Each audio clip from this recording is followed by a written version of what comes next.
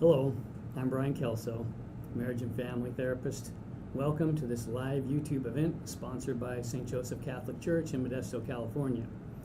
We're talking about natural family planning, or NFP, and its psychological marital benefits. Get something to jot down questions, as I'm going to dump a bunch of information on you in the next 20 minutes, and then we'll open it up for questions. Okay. Woody Allen was an actor, director, and comedian when I was young. He was quoted as saying, "Sex without love is an empty and meaningless exchange." But as far as empty and meaningless exchanges go, it's a pretty damn good one. Good humor is always rooted in truth. The above quote exemplifies a partial truth that our society believes. The definition of evil is truth that has become twisted. Being married is hard. God knew how hard it was going to be, so he gave us the covenant or sacrament of holy matrimony to assist us, as he knew we would need it. If one is not having marital problems, either one of you is being inauthentic or you're preoccupied with something else. Before I was Catholic, I had 2 civil divorces. I was a Christian who didn't believe there could ever be a reason to get divorced. After many years of a disconnected relationship, dozens of hours of counseling, and countless of hours of trying harder, things were a mess. I had no idea how bad our marriage was until the day she attempted suicide to escape our relationship. It's very sad. On my second attempt at marriage, we did approximately 300, it felt like 300 hours of therapy. Most of it was a bitter waste of time because our marriage was toxic and founded primarily on sex. In my first attempt, we barely kissed before we were married. I was so proud of my achievement, but it had nothing to do with virtue. Because we were riddled with fear and incapable of knowing enough about ourselves to do any real self-disclosure required for a healthy connection, we were completely unable to bond. Our almost sexless marriage left me feeling unloved, lonely, insecure, and just plain angry and resentful. Marriage was not supposed to be this bad. I was held hostage to my spouse's inability due to my own inability. I was so hurt, angry, and confused when our relationship of 10 years ended. It was like a bad dream that I couldn't wake up from. Thankfully, I did get custody of our 3 children. My second attempt I made at marriage, we had intercourse on our first date. Sexual contact inadvertently bonded me with her, someone who was unable to bond. We had no self-control. We were dramatically out of control in our relationship. Neither one of us had a clue how to do non-sexual intimacy. I believed at that time frequent sexual contact was the key to marital happiness. In this relationship, God showed me how far this was from the truth. As we were bitterly lonely, horrifically disrespectful, and in a constant state of controlling the other or being controlled. In the midst of frequent sexual contact, I was more miserable than I ever thought I could be in this life. It was an abysmal absence of love, a definition of hell. In the end, it was this bitter cross that facilitated my conversion to Catholicism. Now, everyone has marital struggles. Why? Due to the lack of training or bad training we have for marriage, as most marriages get harder over time, which is why you hear about people being married for 10, 20, 30, even 40 years and ending in divorce. What I'm going to share with you about marital intimacy could provide a beginning to a radical shift in the trajectory of your relationship. I'm very confident that learning how to develop and grow in these simple principles about intimacy could cause your marriage trajectory to shift and become more like mine. The older it becomes, the better it becomes. Marital strife is part of marriage. Every marriage must have it. It's part of being human. Conflict does not make a marriage bad or miserable. It's disordered marital conflict that's the culprit of misery. NFP becomes challenging or a source of pain to couples who have one critical element of disordered marital strife. It's the simplest one in the principles of the list of critical ones to maintain for healthy marital conflict. But this important principle does tend to be one most overlooked due to the adoption of the Woody Allen quote. Here's the key principle.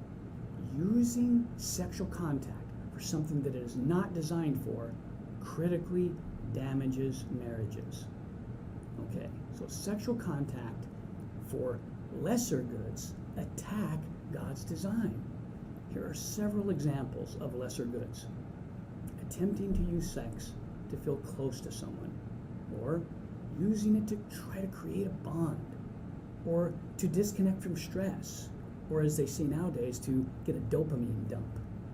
Darker motivations for sex include using it to hide from loneliness, distract ourselves from relational pain, problems, or even confusion. I don't know what else to do, or relational awkwardness. And finally, the foundational cause of all lesser goods is one has no clue how to achieve authentic, non-sexual intimacy. So sexual contact becomes a cheap substitute for authentic intimacy here. Hence, it's a societal resonance of the Woody Allen quote. People become accustomed to settling for meaningless sex because they have no idea how to achieve authentic, non-sexual intimacy. Destructive uses of sex inadvertently but effectively inject distrust and disrespect into your relationship. How? Why? Sexual intercourse is designed to build respect because using it in a way that disrespects God's design inadvertently circulates disrespect in our marriage. Since most people don't know what sex is actually for, or they're using it for the lesser goods, they have never been trained in the heavenly good of our sex drive or how to wield it. We automatically default to those lesser goods. So let's talk about the greater goods of sexual contact. Remember this crucial point. Christianity is not about legislation, rules. It's about invitation to the love that satisfies. God's commandments are not about controlling us. They provide a map to the kind of love that will truly satisfy us. These concepts are for those, again, who wish to have a marriage like the one I now have, coming up on 17 years. One that gets better and sweeter year after year. Sexual contact is designed for two greater goods, babies and bonding. Now, many of us have a great deal of bad relational training to overcome, misguided parental training or societal training, but most commonly, we have never learned about healthy marital conflict and how to limit the use of sex to those two greater goods. When correctly used, NFP fosters the use of sexual contact towards babies and bonding. Again, there's a great deal of misinformation on this topic. My present goal is to just give you a few highlights to prompt further questions and inquiry. Okay, a few words about babies. When a baby is conceived, we encounter the Holy Spirit, the Lord and giver of life. In this contact, we inherit a drop of unconditional love. Habitually blocking this love using artificial contraception blocks or says no to this gift of love that is critically necessary. It's a necessity for healthy marital conflict, because it's rooted in that healthy marital intimacy, doing sex the way it was designed to be done. So couples who think NFP is unnecessary and just want to trust God with as many babies as he brings us, they often end up skipping out on crucial conversations about timing for babies, the related pressures of parenting, and this practice tends to displace a primary part of non-sexual intimacy. What is it? Dialogue about sexual contact and other related non-sexual intimacy needs. Forgetting to discuss these topics often then causes sexual contact to become a commodity that serves as a lesser good, like those discussed earlier. This kind of communication, or this kind of difficult communication, I say, is required in the process of NFP, and it also lays the groundwork for the next most overlooked greater good, bonding. So learning how to make bonding is a priority, is a key task to ensure healthy marital conflicts and non-sexual intimacy.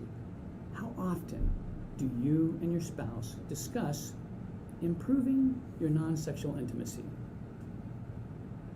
How often do the whys of not having intercourse come up? And truly listening and understanding and being willing to meet the needs that facilitate more connection, which actually increases desire for healthy intimacy through, again, that non-sexual intimacy. The need to must have sex inadvertently but effectively blocks our ability to experience this incredible gift of intimacy we can bring to our marriage, the gift of non-sexual intimacy. Disordered conflicts about sex, they block the authentic bond sex is designed to facilitate, and instead becomes a source of marital sadness, conflict, and manipulation. I cannot overemphasize the damage this wields in marital relationship. This harm begins for most of us before we get married. We do it in two ways. Most commonly, we begin engaging in sexual intercourse before getting married, or bringing each other orgasm. Does the same thing. Less commonly, we avoid anything that might have to do with the slightest sexual arousal before marriage.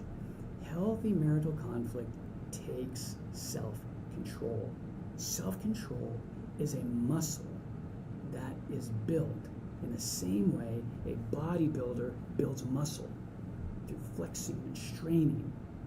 It becomes, if we become sexually aroused, it drives the if or when, that drives the if or when, or of when we have sex, or when we become intimate, we solidify the practice of being out of control, or prioritizing self-gratification in our relationship.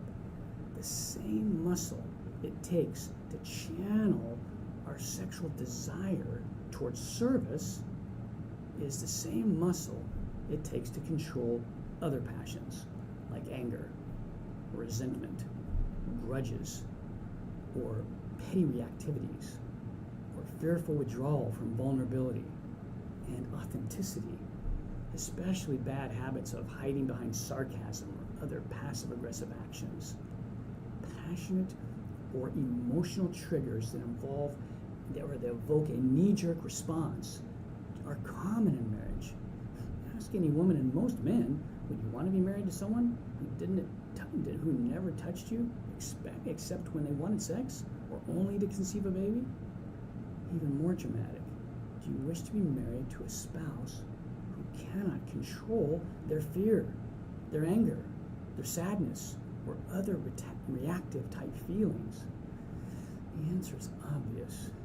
The practice of controlling oneself in high energy moments is an important part of building trust and respect in marriage, since most of us have been told that men will be men, sex is at our disposal. We just can't control ourselves. Sadly, men seldom, as I wasn't, ever instructed on how to successfully strengthen non-sexual intimacy muscle. I didn't even know that I had a non-sexual intimacy muscle. Consequently, we're flat-footed when confronted with these energized moments of sexual desire. With the right kind of effort, men can learn to control themselves. So psychologically, NFP becomes a psychological gem for the muscle building of healthy marital conflict and intimacy. It represents a path to healing the wounds of ignorance and attachment to lesser goods that most of us inherited. It provides a structure and a vehicle to begin restoring and respecting the greater goods of contact and to retrain the hidden foolish mindsets or practices ingrained in most of us around sexual contact. Okay, so how does NFP do this? Just a few things tonight. First of all, the couple learns an understanding and respect for the complexity of the female body. Details about how fertility is either absent or present. Next, as I described earlier, it begins to help us repair our inability to bond through being forced to have consistent conversations about sex.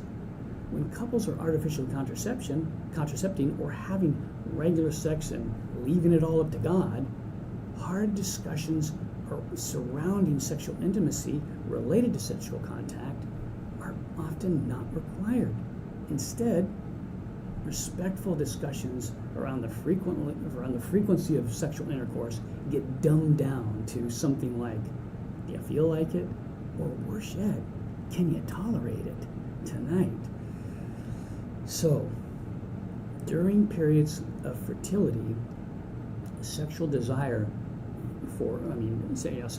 in a woman is at its peak. Learning to manage this desire with non-sexual intimacy becomes a valuable commodity really for the whole family.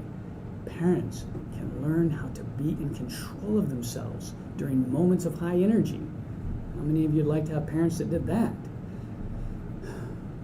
So, when NFP is done correctly, the couple engages in regular conversations about genital temperature, vaginal mucus, and other hormone level things like peeing on a stick, and in general, and all related to the woman's cycle. These conversations become part of your relationship. These intimate conversations grow these necessary muscles for even harder conversations about deeper vulnerabilities, like feelings and needs that we have become accustomed to hiding. This struggle puts a healing balm on loneliness and other hidden wounds. It helps ensure that the greater goods of babies and bonding remain the priority, and thus energizes the growth of our badly needed psychological muscles, the same muscles needed to control ourselves for healthy conflict, which amounts to healthy intimacy. That is designed to communicate more closely God's perfect love in our relationship that He created to fulfill us. Okay, that is my presentation. And now I would like to open it up for questions. Okay, is NFP like a form of Catholic contraception? Great question. Okay, so first of all, NFP, like I said, is completely related to developing non-sexual intimacy. Contraception, artificial contraception, has nothing to do with that. Zero. So in that sense, it's nothing like it. Now, the similarity is that it can help delay pregnancy, but most people that are contracepting, they just don't have conversations very often at all about this. It just doesn't come up because it doesn't need to come up. Most of us in relationship are in survival mode half the time. And contraception, artificial contraception, keeps people, keeps families in that survival mode. Okay, we don't ever have to manage or talk about or grow our sexual desire, or learn how to control it. We just do it whenever we want. And see how that's nothing like NFP? NFP, depending on a woman's cycle, you could have 10 or more days a month where you have to do non-sexual intimacy or you're going to have a baby. But if you want to have a baby, that's great. You can talk about it, as opposed to just like, okay, we're never going to talk about it without that other. So, so that's. I hope that answers that question. Ask a follow-up question, please, if that didn't answer it. Okay, the next question is, how can someone plan their children but still say they're doing God's will? Okay, so when it comes to God's will, that's kind of a big subject, but I'll see if I can answer it really quickly. So the scripture says, there's a couple, one from the Old Testament, one from the New. The Old Testament says, I'm trying to remember the quote. If you, oh my gosh, no, I've gone blank here. Okay, let's do the New Testament quote from St. John. If you're walking in the light, you do what you will, and that is the will of God. When it comes to things about managing the things of this world, the things of this earth, the will of God is we stay connected to Him and He guides us. Now, there are times in relationship where He guides us to put space between birth of children. He just guides us to do that because it's prudent.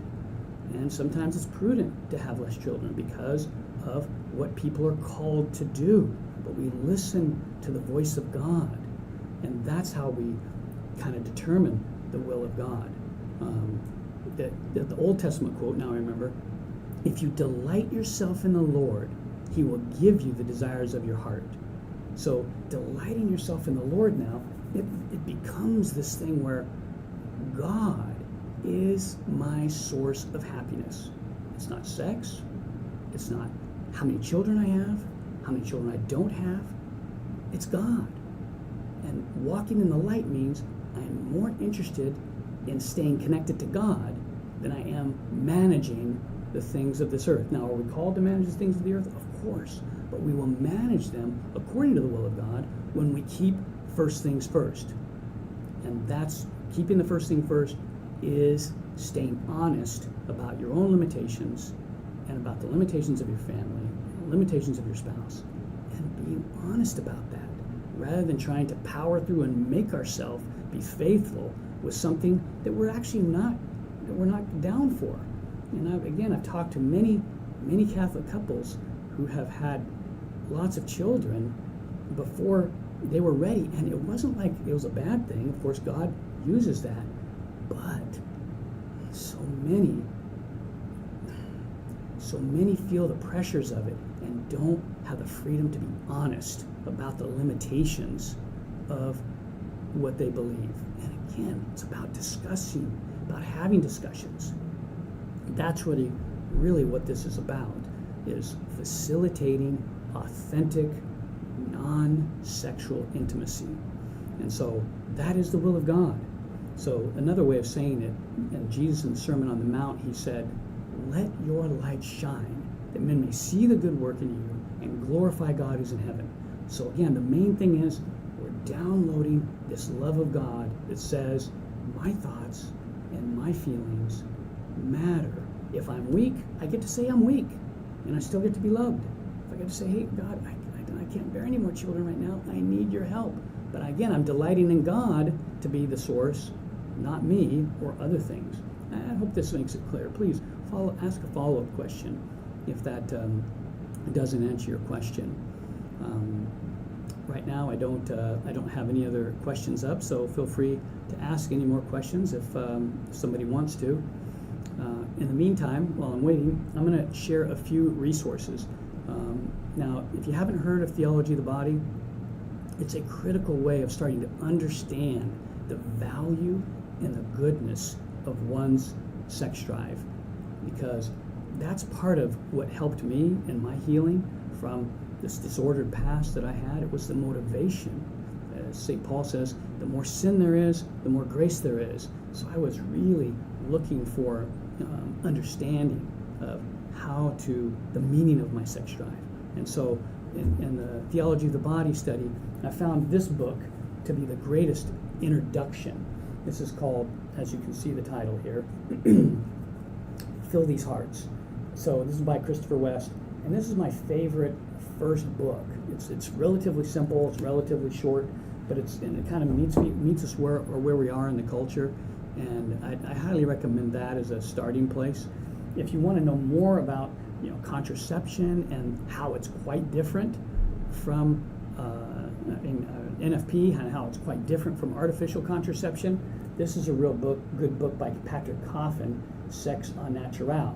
So it goes into some of the science and some of the psychology of the benefits of NFP.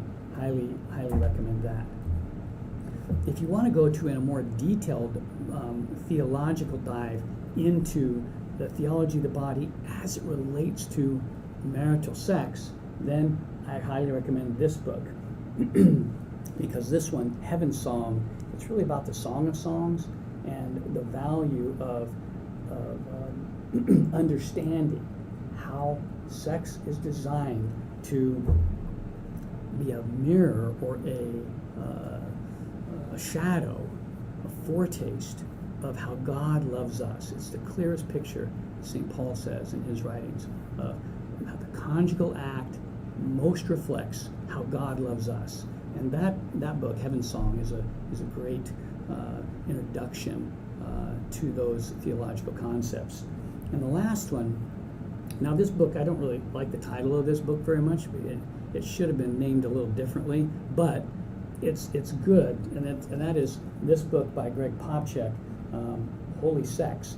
I think the title would be better, Holy Intimacy, but Holy Sex would sell more copies, so I was him. I may have chosen the same title, but it's really a book about specific steps of bringing respect into your relationship and how to do non-sexual intimacy. It's really good. At the end of every chapter, he's got little questions that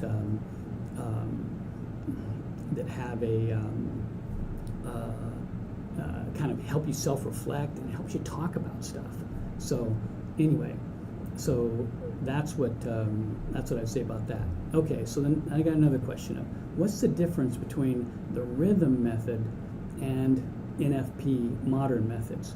Okay, the old rhythm method was basically the woman's on her cycle, she just counts days, from the time she started ovulating, and that's the only marker they're looking at.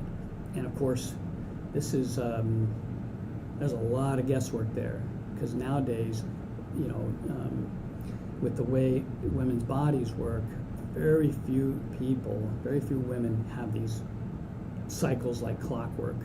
Now, that people did do that, and it worked pretty good back in the day when people's cycles were the same. There was some science there, but there also was, they would have to really be serious about it and really be spacing it.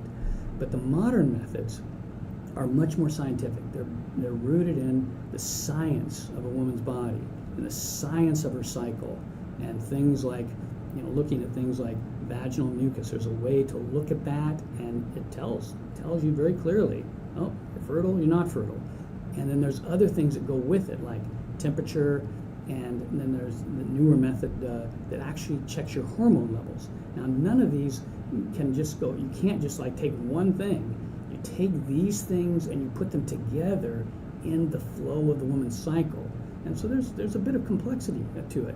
It's like a little hobby, as it were. You know how hobbies take information, and you have to build on information through learning how to do something, whether it's playing a musical instrument or a sport. There's a lot of study that goes into it, and to really value it and be good at it. And NFP is kind of like that. There's real science to it.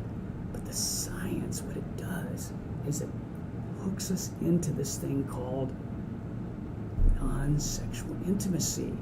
And I'm just telling you, as a marriage and family therapist, that this is the largest impediment that I see in marriages. They don't know how to do this. And this is the root and the source of conflict in marriages. These conflicts that just can't seem to come to an end. People are always coming to me and say, oh, we have communication problems. They don't have communication problems. They have intimacy problems. They have wounds. They have a connection problem. They're disconnected. Because it's pretty easy to get over a communication problem if you're not resenting the person that you're trying to talk to, if you're not wounded by the person. If you're wounded, well, now you don't have communication problems. The communication problems, you said what? Oh, no, I said this. Oh, I meant that. Okay, very good, done. But no, that's not how it goes in marital miscommunication. It's like, you said what? We get into these terrible arguments and pains because we're hurt. Because why? We don't understand each other. We misinterpret the actions of our spouse to mean something they don't. And of course, that has a lot to do with our own ability to be intimate with ourselves and to know what our thoughts and feelings are. They go hand in hand. So that's kind of the difference. There's just a whole lot of things that go into that. Because even in the rhythm method, no, she just says, not tonight. I don't think it's been enough days yet, or something like that. There's not this kind of science project that they're doing together that involves not just the science of her body, but the science of her psyche and the science of his psyche. Just a beautiful, beautiful entrance into this non-sexual intimacy that does create so much healing and so much bonding power by communicating about these things. And again, that enables us to communicate about harder things, as I shared earlier. So if it doesn't look like anybody else has any questions, I guess we can end for tonight. I hope that this has been valuable. I can wait for a couple more minutes, and I could share this one thing that I cut out of my talk. When I was a painting contractor for a number of years before I was Catholic, and even after I became Catholic, and during that time that I was contracting, I had this obsession for getting better all the time. I got paid by the hour. No, I didn't get paid by the hour. I got paid by the job. So the faster I got, the more money I made. And I went from making about $20 an hour to over $200 an hour because I just learned these techniques. I educated myself on certain ways to get faster, to find new products, and do cutting-edge type stuff. And the reason I'm sharing this with you is this is my approach to my therapeutic work. And this is why I just absolutely love NFP, because it's like a trade secret that enables couples in this modern society where we have been poorly trained by our parents usually as far as how to do healthy relationship. It's just an amazing trade secret of relational and psychological healing. And that's why I absolutely love it, because it is a technique for mastering that non-sexual intimacy that's incredibly valuable in marriage. Well, there's no other questions up, so I guess we will call it a night. Thanks again for joining us. God bless you.